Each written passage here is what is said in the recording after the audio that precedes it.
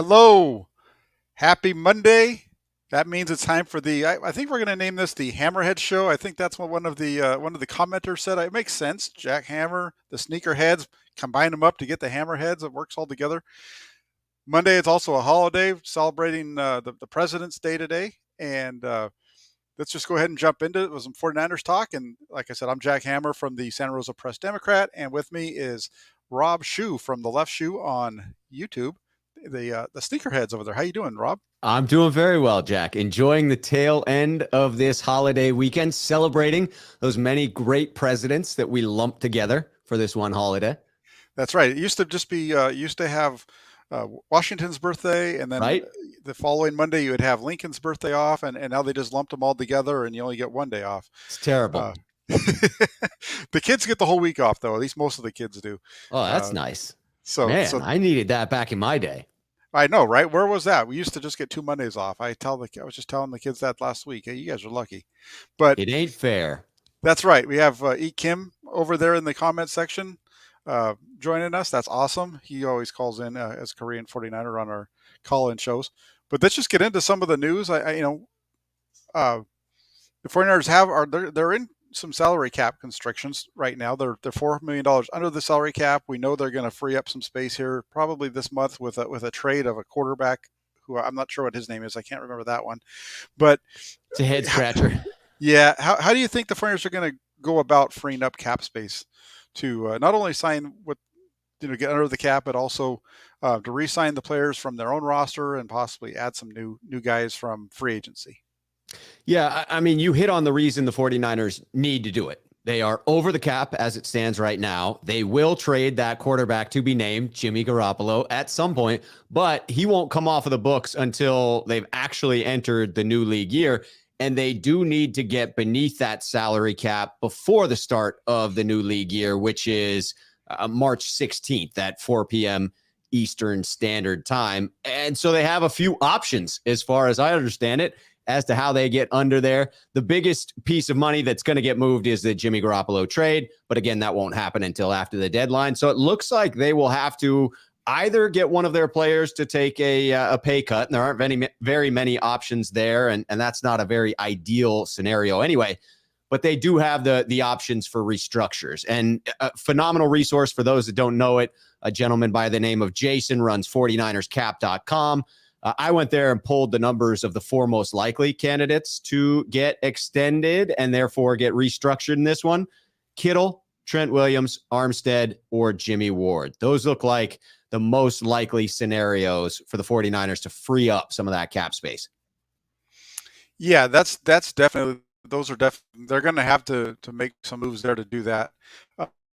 Uh, of the group that you said there, Eric Armstead is easily the first one I think that you look at, because he has a cap hit of about $20 million. You can save about 12, I believe it is, or something. You can save quite a bit of money just by extending him to the max uh, of what it's available there. So Eric Armstead would be one. Another one would be Jimmy Ward. Ward has a cap hit of 12.9. You could convert almost $7.8 million of his salary cap into signing bonus. So that's what you're freeing up there. So between Armstead and Ward, you're looking at um, being able to save about $18 million in addition on the cap. And then beyond that, you have guys like Samson Ebicom, Emmanuel Mosley, who you could potentially go out and extend them.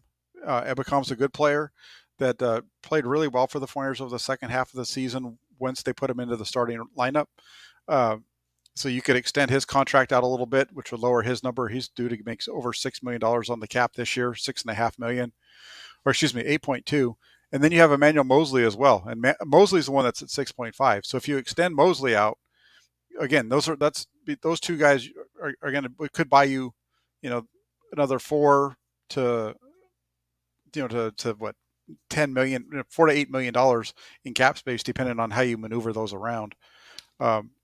And then one other one that I'll throw out there that I don't think it's going to get done, but it could possibly be done, would be Mike McGlinchey as well. McGlinchey's Right. out there. His contract is 10.8 million this year, and it's fully guaranteed.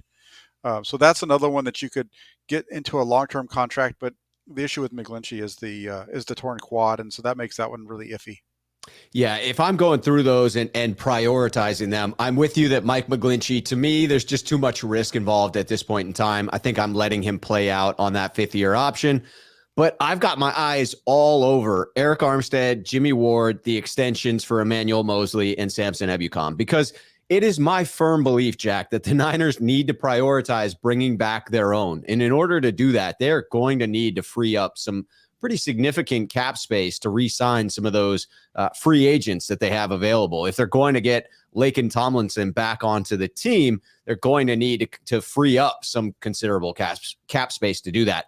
So I would target all 4 of those if I'm the Niners. I'm just not sure I want to target Kittle and Trent Williams contracts just yet. You got to keep something in reserve for next year when you say to yourself, oh, how do we clear out some cap space? Yeah, because once you get rid of Garoppolo, you're going to be at about $19 million if that's all you do. Right. And then those other moves could get you into the ballpark where you're able to, if you just run through the numbers, you're re-signing all of your restricted free agents and your exclusive rights free agents. Those are a number of which are guys who are key contributors or were key contributors in 2021. And then also, I think their draft as it stands right now is only going to be about $8 million. I think it's under $8 million for their full draft load that they have. That's the advantage of not having that first round pick. Right. They've already spent it, right? They spent it last year and it's going to, so that could be a good thing. So I think they're in a decent spot. It's just going to be interesting to watch how they restructure. And you had mentioned Kittle. That's one I think that they could do, but probably, maybe push that off to next year when it starts to become a little bit bigger of a number that you have to worry about. Because this number is not that big, I don't believe, this year. Yeah, absolutely. I would wait to do that deal. And I would bring back all of those exclusive rights free agents that you mentioned: JaMychal Hasty, Jawan Jennings, Colton McKivitz, Kevin Givens, Demetrius Flanagan-Fowles, the restricted free agents. I also believe that the 49ers will be able to work some of those smaller deals like they did last year to avoid actually tendering any of those restricted free agents, that they may be able to work out a multi-year deal with Alshire instead of having to tender him with that second round tender that would cost them a pretty considerable first year cap number. Correct. And so there's definitely ways that they can get around to it. So that's going to be, it'll be fun to watch how that plays out, because it's definitely going to be happening here in the next 3 weeks or so. And that leads us into the second question. This was actually the title of our show was, is Jimmy Garoppolo possibly going to be on the move to Washington? We know that that's the Commanders are one of the potential landing spots. This is a trade that came up. I'm not sure where the genesis of this was from, but the possibility of maybe trading Jimmy Garoppolo to Washington in exchange for a defensive lineman such as Montez Sweat. Have you thought about that? Like, would you be for or against that?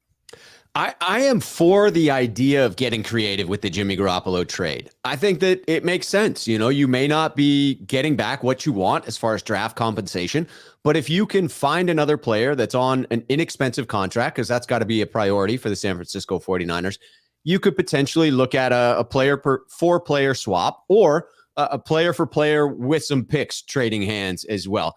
This one, to me, though, jumps out as sort of a red flag, right? Montez Sweat, I would love him as far as bringing that talent onto the team. In that instance, yes, I would be on board with it. But as far as I understand it, he is headed into the final year of his contract. And so it would be a 1-year rental. And while his price tag is low, to give up Jimmy Garoppolo for what I believe currently to be, a second-round pick value, to send a second-round pick for a 1-year rental of Montez Sweat. If we remove Jimmy Garoppolo from the equation altogether and just say he's worth a second-rounder, we could argue about that. You may not agree with that, but if we take that hypothetical, now you're trading a second-rounder for a 1-year rental of Montez Sweat. That's the one that I'm not so wild on, because I'm not confident that the 49ers have the cap space to be able to work out a long-term deal with him. And I don't know that a single year of production would be worth that in my book. Yeah, and I agree with you on this one, because Sweat is a really good player.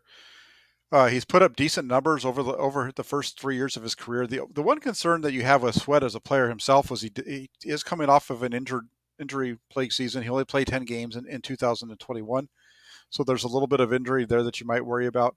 But I'm with you in that I think the bigger question with going from Garoppolo to Sweat is the fact that he is in the last year of his deal, Right. and that puts some pressure on you because defensive ends, especially when you have a defensive end that's coming up going into potentially the last year of his deal as well in Nick Bosa. I'm not sure if you want to how much you're going to spend on those two players. I don't think it really makes sense from a contracts standpoint to move over to Montez Sweat. So I think I'd rather go with Garoppolo for a couple of draft picks, or maybe somebody, or if you could maybe you get Sweat and a third round pick or something like Right. that. I mean, that's beautiful for the 49ers, right? That I'm on board with 1,000%. And I think the other thing to consider is that we are not privy to the conversations that the 49ers are having around Jimmy Garoppolo's value. And so it very well could be that Jimmy's value is not a second rounder, that it's a third rounder or less.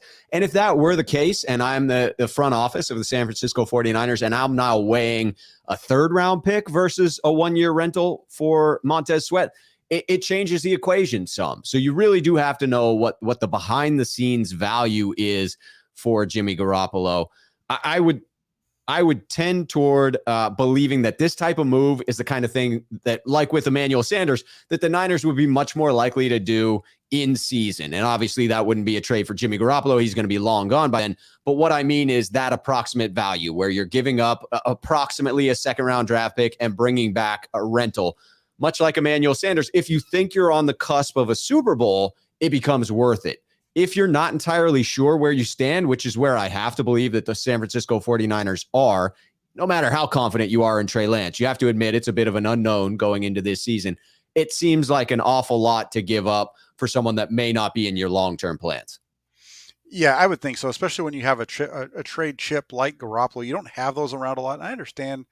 I think he's valued around the league maybe a little bit more than a certain population of 49ers Twitter would believe. I agree.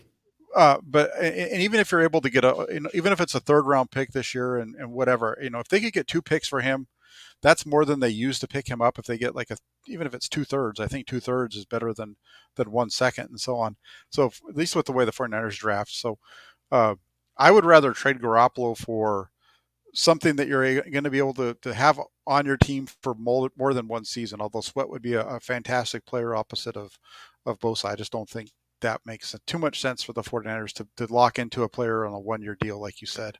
Right. And if you had a player that was aching to get a multi-year deal signed and was willing to negotiate that prior to coming, that would be one thing. But you're looking at an edge rusher who's about to hit free agency in a year where the cap is going to explode in 2023. I'm guessing he and his agent really want to test those free agent waters and see what kind of money they can earn next season.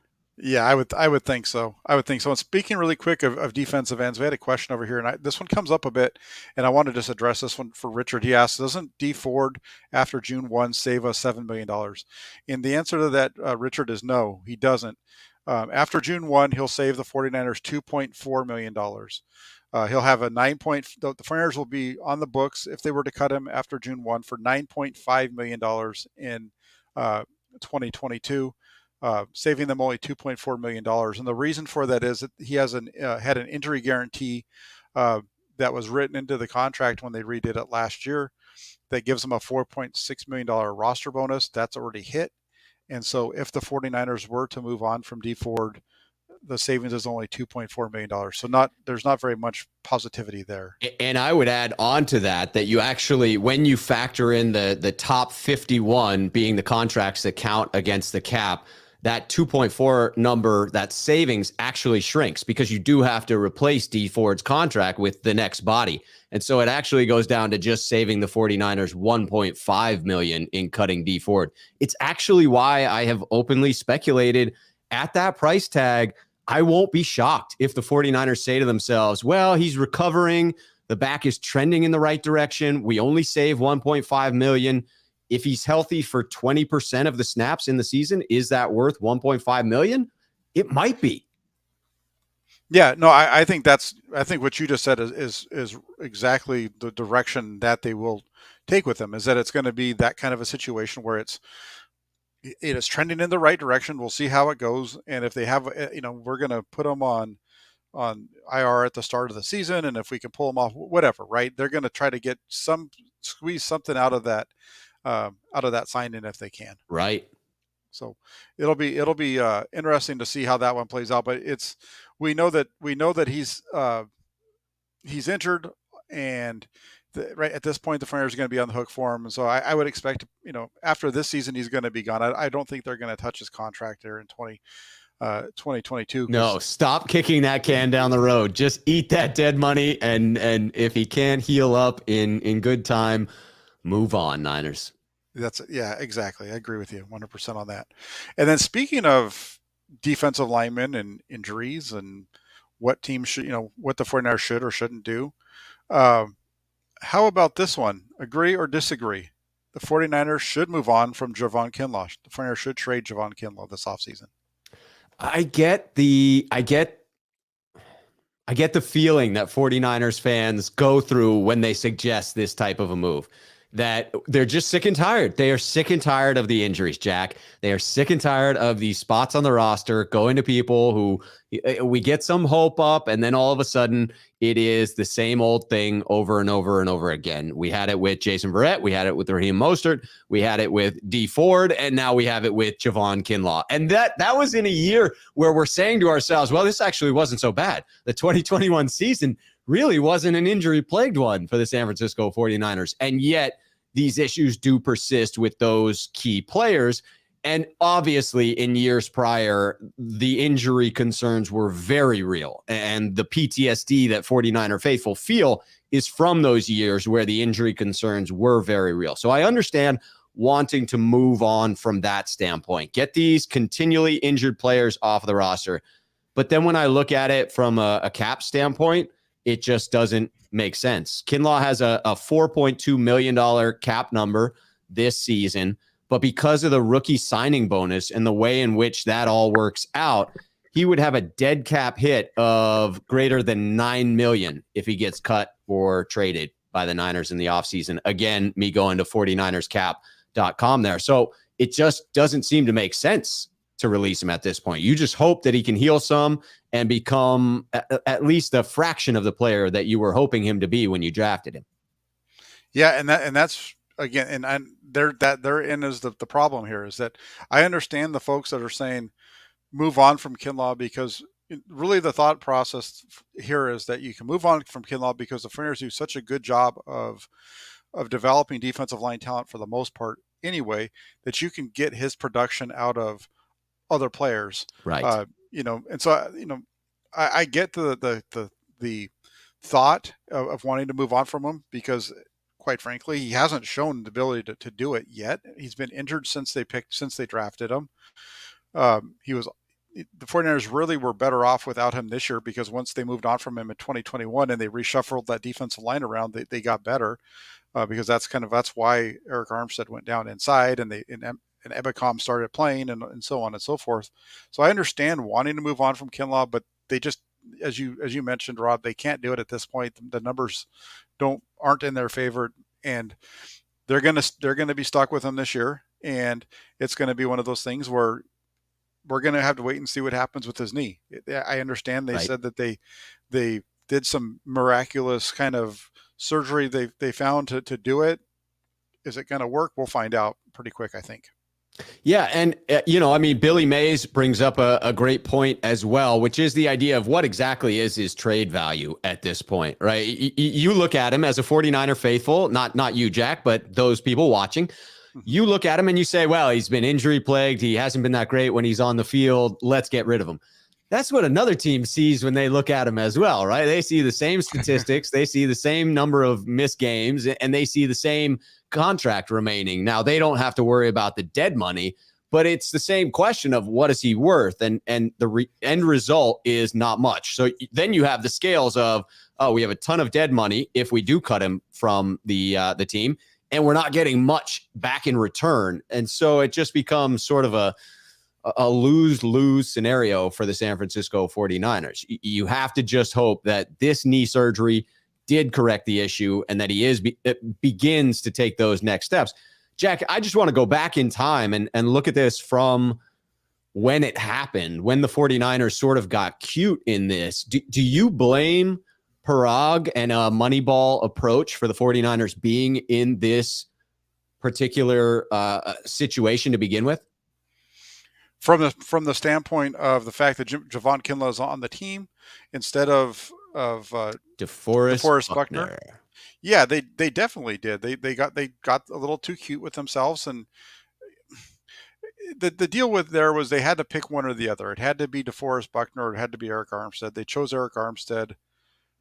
I don't know why.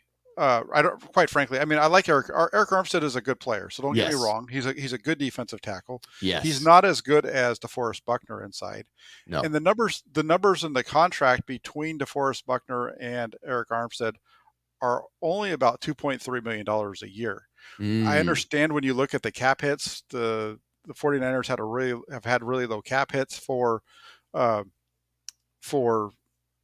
Armstead the first 2 years, and those are ramping up. We're now getting into the chunk of it because they had backloaded all that.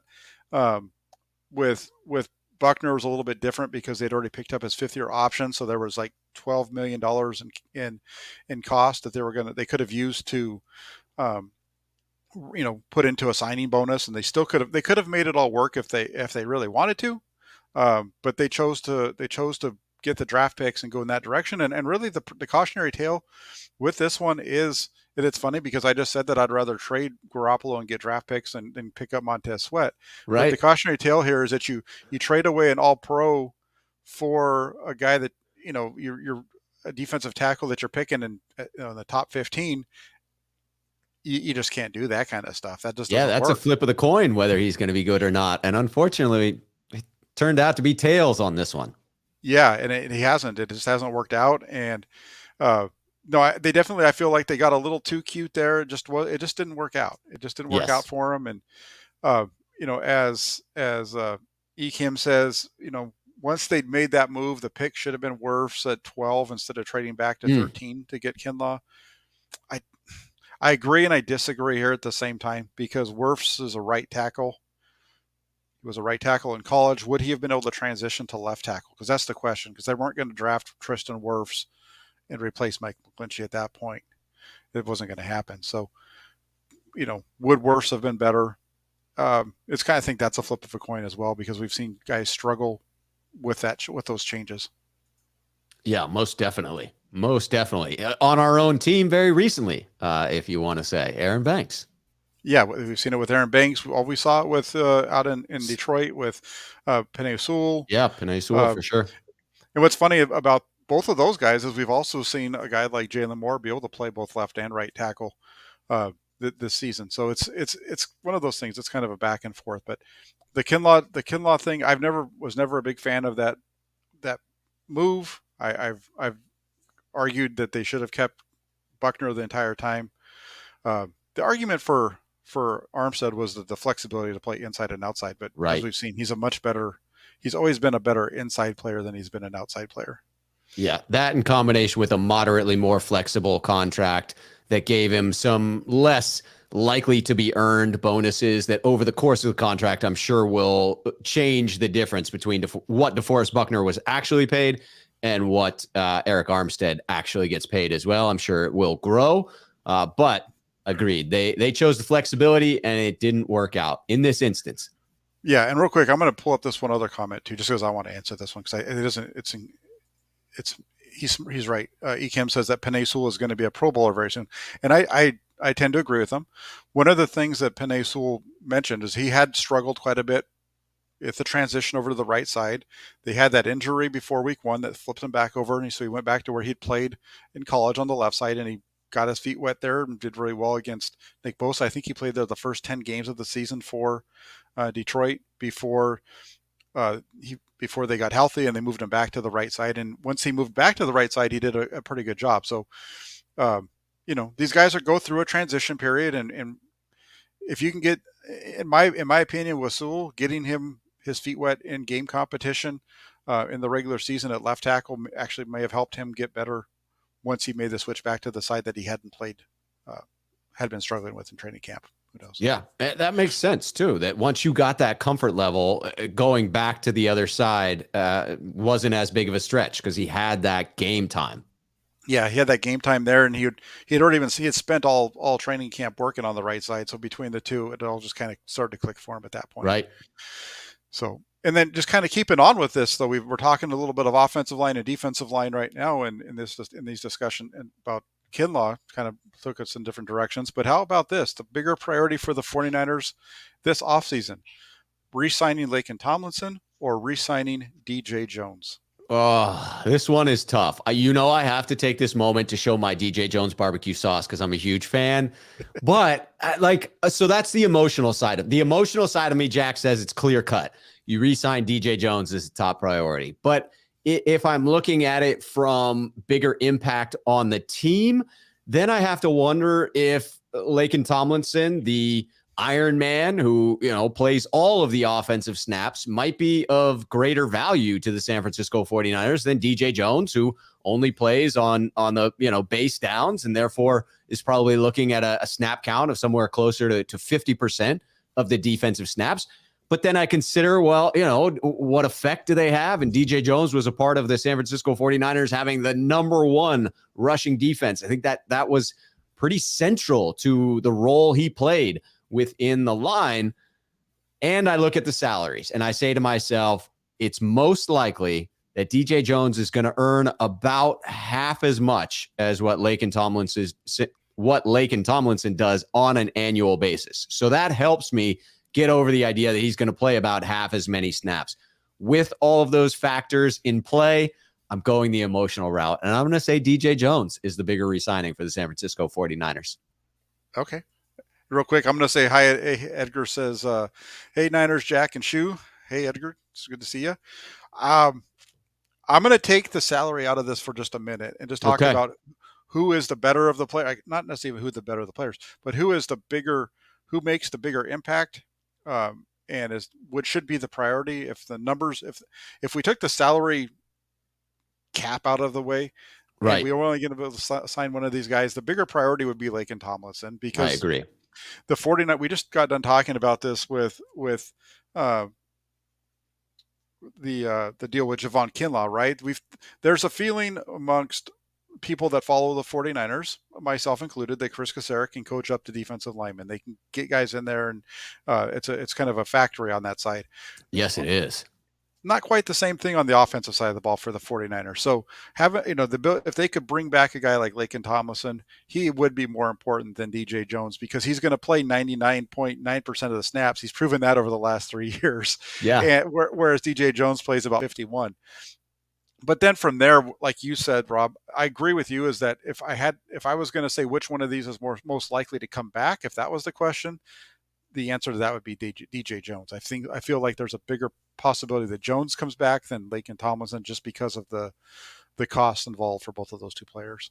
I do think you have to consider the Iron Man aspect for Tomlinson when you look at his cap figure, when the Niners consider how much over their original number they're willing to go if they get into a bidding war, because the man only misses snaps when his shoe gets untied. Like, it's ridiculous how much he plays. And for a team that deals with pretty considerable dark clouds hanging over it with regard to injury concerns, when you got a guy like this who found success with your organization, right? He was a first-round draft pick for the Detroit Lions before he was traded to the San Francisco 49ers, wasn't working out for Detroit, has since had a resurgence in the career. To me, this is a no-brainer as far as attempting to re-sign him. And I respect the idea that it could quickly turn into a bidding war, and at that point, the Niners just can't compete. Yeah, I don't foresee Tomlinson coming back to the 49ers. I just see him getting too much money on the open market for it to work for the 49ers. Unless they go big and they they say, we're going to give you $12 million and we're going to backload the heck out of this thing, and you're only going to be back, and we're going to give you this big signing bonus and a real time, a minimum base salary for this first year. That's the only way that I could see the Tomlinson deal working out. And they're going to be doing that with so many guys moving forward, even the quarterback situation down the road, because it's only a few years before Trey Lance is going to be getting, paid what, $40 million a year or whatever it is in Yeah, for probably quarterbacks. 50 by that point. You know, Man, it's crazy how and much these contracts go up. How high would you go on Laken Tomlinson? Would you pay him 11 million a year to come back? I I would say I think you're right around 10 million is right probably what his value is going to be. That's what I have as the cutoff. Yeah. Yeah, and I think for there's going to be a team though that's going to give him 12 to 15. I think Miami could be, they're trying to build something out there, and Mike McDaniel has said that running the ball is of prime importance to what he does, and they need to have offensive line. He said that he likes the offensive line out there, but I could see them wanting to bring in some other guys that could help instill his process amongst the group. Yeah, So you could do worse than bringing in Laken Tomlinson. He is a stout run blocker, that's for sure.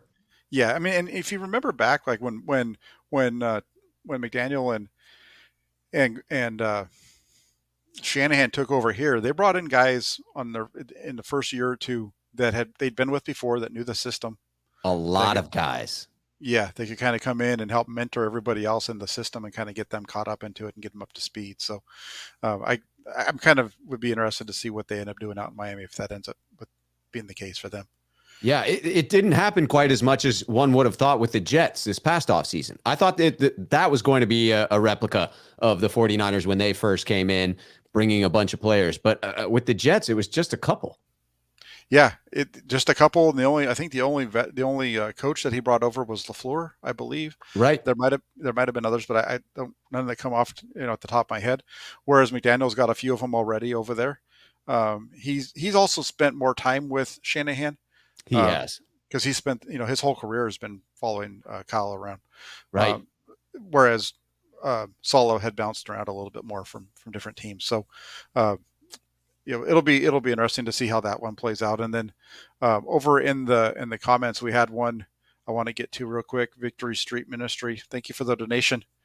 Says sign Cordero Patterson to go with Debo. Could go from empty to 2 running backs without substitution. I don't know where you feel on that one. I was just going to say, I mean, I love the idea of the positionless offense, right? The idea that Kyle Shanahan could have a lot of fun with that. I do wonder about the feasibility as far as what he's going to be compensated this offseason and the optics of that, it being that you've got to make sure that Debo gets locked down before that happens. And Cordarrelle is most likely going to get picked up early on in free agency. So I would expect Debo's deal to get done as they've more traditionally gotten these deals done sometime in July.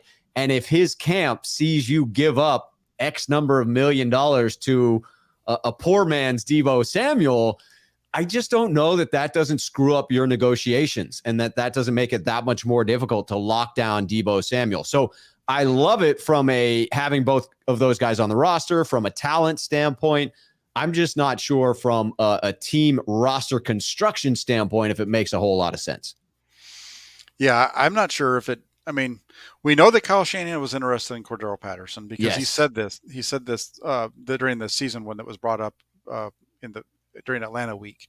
So from that standpoint, it makes sense. I look at these two and Patterson isn't Debo at all, but he could be a guy that you bring in to be your 4th wide receiver. And, he does have those skills. He's a big body, which Shanahan seems to, tends to lean towards. So that would be kind of a fun one. And I don't think that should signal anything bad for Debo Samuel's group if they're looking at this. If anything, if I'm Debo Samuel's agent, I'm gonna say that's good. Let them get Cordero Patterson. Let him be the guy that takes your running back snaps because this is going to get you out there at wide receiver. This is going to extend your career. It's going to make your numbers bigger because look at what Debo Samuel did this season. He was, I think, the 9th most yards in 49ers history, and that was with playing the last 8 weeks of the season in a running back / wide receiver role. Yeah, that makes sense to me. And I would say it also fills a need as a return man. I mean, there are many reasons I could get on board with this for sure. And if it doesn't screw up the negotiations with Debo Samuel, I'm all on board. If the Niners believe that they can fit him in from a cap standpoint, he certainly is a fit from a talent standpoint. It would fill several holes for the 49ers. And honestly, I hadn't considered it from that angle. You may have just sold me on it with the idea that if he can take some of those running back snaps, Debo may actually look at that as sort of a good thing and not a, hey, you're stepping on my toes, you're coming into my turf. It might clear him up to get back to what he believes he can do more effectively. Yeah, I think in terms of Debo, I think he feels like he can do anything on the football field. Everything effectively, yeah. That's I'm just a fair statement. Yeah, I'm just looking at trying to kind of look out for his health and the long-term, productivity of a guy that you're looking to pay what they're going to be giving him in the contract negotiation this year. Make sure that he can play that entire contract. Yeah, I think he's a 23 plus $1 million receiver quarter. When you look at what his numbers were this year and you compare that to, again, Jerry Rice, which I know you feel is the greatest of all time. I do too. But he was on course to put up Jerry Rice type of numbers this year as a receiver before they stopped, before the targets slowed down a little bit there. Right. Before the shift to wide back became more of a running back, less of a receiver. That's correct. That's correct. Sticking with it, we're big on the linemen tonight, aren't we? We're going to stick with the offensive line today. If you're a fan of Hoggies, this is the show for you. Trust me. We've been talking about the big boys up front on offense and defense throughout the show. What if Mike McGlinchey isn't ready? What are the 49ers going to do? He had the torn quad that he suffered in the first half of the season. It's a kind of an iffy injury for coming back. What are the 49ers going to do if he isn't ready? This one scares me a little bit because I just don't know how many options that they legitimately have. I mean, we've gone through and talked about just how cash strapped the 49ers will be up against the cap. I think that it would be a bit of an unknown if he were not healing at the rate they wanted him to heal, right? It wouldn't necessarily mean, oh, we're not going to have Mike back this year, but it would be a precursor of potentially something bad to happen. And my fear is that the Niners would get cheap in attempting to fill those snaps, that they would hedge their bets and say, well, it's not most likely the entire season he's out. He probably will come back to strength at some point. My guess is they'd do something along the lines of re-signing Tom Compton and having the players that they have currently on roster filling in as depth pieces for them until McGlinchey was able to return. Yeah, and the other name, Tom Compton, would be one. The other one is Justin School. The ECAM just mentioned that in the comment section, but I was going to go there too. School's an interesting one because we don't know where he is. Remember, he injured his knee, I think the same day that Tarvarius Moore blew out his Achilles. Yes. I think that was on the same day of camp, and then that was the reason the 49ers said that they were canceling minicamp until we found out that they had violated some rules. But that happened at the same time. And School is a tackle. He was kind of a swing tackle that could possibly fill in there too. So I don't think we see them make a big signing at tackle. I think it's more of a situation where maybe you're looking at Compton, School, Jalen Moore. Jalen Moore is a guy who projects as a right tackle per his pre-draft report, that people have put out. So I don't see them making a big splash for an offensive tackle. No, I just don't think that they have the room to be able to do that. And they have a couple of bodies where you just don't quite know what you have, but they're reasonable options. I mean, Justin School in 2019 played pretty admirably in some of the fill-in games that he was in there. I felt confident with him going in as the swing tackle last offseason. And I found that day to be very devastating for many aspects, but just the multiple injuries happening at the same time. The School one felt bigger to me because of that fact that he would have, I think, gone in as the favorite to be the swing tackle last year. If he comes back at full strength, I would actually feel okay with the depth that the 49ers have, in particular, if they brought back Tom Compton, who I will be honest, I critiqued when they left that last spot on the roster for Tom Compton. I thought it was a mistake not to have added Wayne Gallman to the list. And when Raheem Mostert went down, I said, I told you should have had Wayne Gallman and not Tom Compton. I know nothing, right? That was the end result. Tom Compton filled in admirably, And I retract my previous statements, and I apologize to Tom Compton for any disparaging remarks I may have said. No, I agree with you on the Tom Compton thing, because there was a time in 2020 when we were talking pretty negatively about Tom Compton, and I think he was playing more of a guard role at that point. It was like yeah, we had some pretty bad words for him, and even this year when he made the team, it was like, what, Tom Compton? And you're right, he played okay. I think people overstate how well he played. Uh, Yes. but he was, like you said, he was able to fill in admirably. The 49ers were able to win games without McGlinchey, just like they won games without Joe Staley back in 2019 when he went down. So it doesn't really, you'd rather have Staley or McGlinchey than Compton or any of these backups. But I do feel like Moore and School really gives you a good battle there, because Moore's original role was a lot of people felt was going to be a battle between him and Justin School for that swing tackle. Right. And I mean, McKivitz even is an option to compete there as well, right? Yeah, McKivitz has played, well, he's played left tackle. We've seen him do that, and he's played right guard. He's kind of a jack of all trades along the offensive line. I think the only spot he hasn't played um, in his career is center. He's played all over the place. So definitely that's another name to maybe keep an eye on there. Even Brunskill can play tackle. That's a guy who some people felt like they should have put Brunskill at right tackle at one point when McGlinchey went down, because that's something that they had done in the past. Back in 2019, he had filled in at tackle.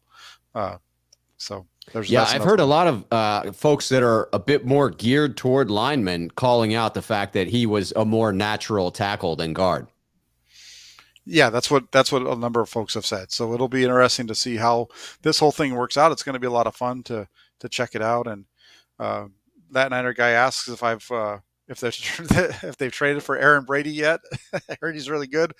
Hey, if they get Aaron Brady, that's even better than Tom Rogers, from what I've heard. Yeah, But for sure. as far as how much of the draft class, I'll be honest with you, I haven't watched any of the draft. So that's why we're not talking draft on here, because I'd be coming on here and I'd just be throwing darts, and Rob would be talking to himself, because I'd have nothing to add to that. I will be checking in on that. We have a little bit more time. I'm a little more focused in on the free agency and that kind of piece now, because that's going to come up before the draft. So, but keep an eye out. I will have some more of that. I'm going to throw some Trey Lance stuff at you guys too, because I think folks have forgot how much of that is out there from my channel. Yeah, most definitely. And we'll have some very fun combine stuff coming up. Now that there isn't going to be this huge protest, it seems that the NFL caved and is no longer doing whatever bubble they had proposed that people found to be so objectionable. And now it seems like we should have a good NFL combine on our hands. And that will give us a lot of information to dissect about those upcoming draft picks. Yeah, it's never more. There's nothing better when it comes time to figuring out if a guy can play football than to watch him run around in shorts and t-shirts. That is the number one way to figure out if a guy is draft ready or not. Yes, it is. The underwear Olympics are important. Exactly. And then real quick to the last topic, the 49ers had a lot of turnover on their offensive staff. This weekend, the defensive staff got hit when James Bettcher left the team to take the linebacker role with the Cincinnati Bengals. Do you have any thoughts maybe on what the 49ers might be doing there in terms of replacing James Bettcher?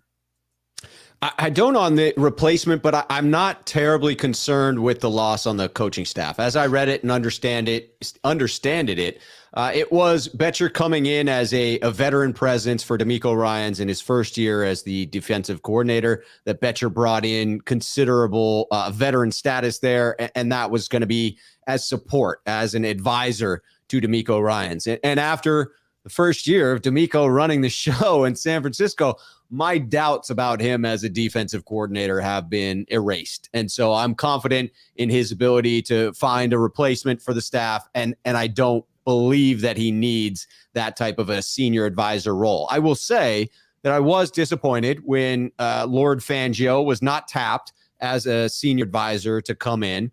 But the simple fact that he didn't take a defensive coordinator role somewhere else so that he's still available for next year is a good thing. I'm always for bringing on a veteran presence. So if the Niners have an opportunity to bring on a more senior coach, I mean, I thought it was a steal for the Steelers to bring in Brian Flores, right? I mean, what an incredible coach to add to your staff because of the unfortunate scenario that he's going through with that lawsuit. So if the Niners have an opportunity to bring in a more senior coach in that vein, I would go that route in a heartbeat. Yeah, and on this one, I will throw out a name. I would say that if the 49ers do look to bring in a guy like in a role such as Betcher, where you're kind of an overseer of the defense, working alongside of D'Amico Ryans, but also able to jump in and coach position, because I'm pretty sure Betcher is the one who replaced Johnny Holland when he left the team to deal with his cancer treatments and what he had to do there. The name that I would look for, and we'll see if the bridge hasn't been burned too far, would be Ken Norton Jr. Ken Norton Jr. makes a lot of sense for the 49ers. He's been a defensive coordinator up in Seattle. Forget about whether he's been successful or not in that role, because Betcher came from the Giants, and it wasn't like the Giants have been anything to wave your flag around about. Right. But the 49ers had interest in Norton early on. They were going to bring him in to be I think it was a linebacker coach in 2018, I believe it was. So if you don't, I don't know if you remember, Rob, but the 49ers had hired Ken Norton Jr. I recall that. He was a 49er coach for a week, and then he got asked to be the defensive coordinator in Seattle, and he took the job to do that. So if the bridge hasn't been burned, I would love to see Ken Norton Jr. return to San Francisco and be a linebacker overseer, defensive helper kind of role. Yeah, to me, that would be a complete win from multiple angles. That it was a phenomenal linebacker, obviously would understand coaching the nuances of the position, was a defensive coordinator, so brings with him some experience, and is one of the 49ers greats, right? Has that legendary status of being a phenomenal ex-player for the organization. Not to mention the fact that it really did sting when he was like, I love the position you've offered me, but I'm going to go up north and work for Seattle. That really hurt. And so this would feel like a little bit of, little repair to that relationship. It would feel like we were getting, a little bit of that face back at that moment, saving some face. Yeah, and as you said, this is a guy who was, as a linebacker, he was part of the 49ers during their glory days in '94, as far as their last Super Bowl run. And he had won the 2 Super Bowls before that, so he knows what it takes to play at a high level. Yes, he does. If you don't have him running the defense and he's just focused on a position, a group of guys, and imparting his knowledge there, I don't see what would be wrong with that. And even if he's just working with the staff as another voice, he's been in the league, and if you would think that since he's been in Seattle, he has a little bit of knowledge of what they're doing over there on the offensive side of the ball as well. And so bring him into the building, and he's got a lot of history in the NFC West. I don't see that as a bad thing at all. No, I feel like that would be a pretty good fit. Yeah, so we'll see what happens there. That's obviously the 49ers still have some spots to fill. They have a couple of assistant offensive line coaches that need to be filled. We'll see if they fill this role on the defensive side. And then they've now promoted both of their offensive quality control coaches. So those will be some additions to that staff that are going to be made here over the rest of this offseason. So it's going to be fun. Staff is filling out, Jack. Yeah, we should be hearing something from the 49ers on this eventually here. They might wait until all the positions are completed before they put anything. Do one announcement. Yeah, we'll see how that goes. That's all of the information that we had for our show tonight. The topics we wanted to hit. What do you have coming up this week, Rob? I have several things coming up this week. The usual lineup, typically going live on my channel at 5 p.m. tomorrow, will be the Tuesday mailbag episode. So follow me on Twitter, which is @TheLeftShoe. And that's where I put out my question of where do you want, what are your 49ers related questions? But you can just go to my channel and show up live and ask your questions live, and I will answer them off the cuff. So if you want a more prepared answer, then email me at 49ersmailbag@gmail.com. Hit me up on Twitter, any of those options.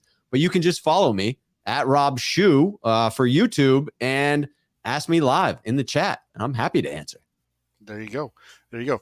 And if you're not already following, I know Rob's over 6,000 now. So if you're not already subscribed to his channel, they'll jump over there and subscribe to Rob's channel on YouTube. It's fantastic. He puts out some really great content. If you could please subscribe to my channel as well, if you're not already subscribed, that'd be awesome as well. I'm trying to get to 4,000. I made it from 1 to 3 pretty quick. I've been stuck here in this 3,000 for a while, but let's try to get it up to 4 if we can. That'd be fantastic. But also hit that like button and hit the little bell notification so that you know when we're going live. That'd be fantastic. Beyond that, I just want to say thanks to everybody for jumping on here for the Hammerhead Monday show, and we will be back. I will be back tomorrow with a show tomorrow. I'll be on Grant Cohn's channel at some point as well tomorrow. So keep it locked in here for all things 49ers, and get yourselves over to 49ers.pressdemocrat.com. And there should be some new information going up over there the rest of this week. So beyond that, thanks everybody again for joining. Have a great rest of your Monday and good kickoff to the week. Take care. There's your cheers. Have a good night, everybody.